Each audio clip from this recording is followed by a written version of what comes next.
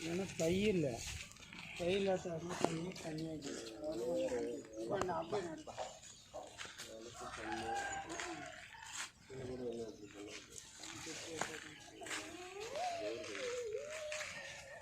நல்லா இன்னொரு ரவுண்டு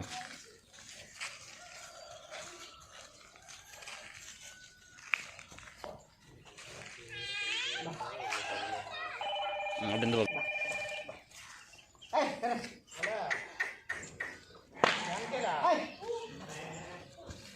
மாட்டுக்கு குளிச்சு போட்டு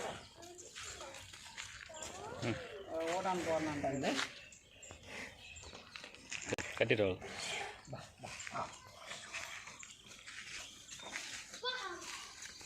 நம்மளே அது என்ன பண்ணாது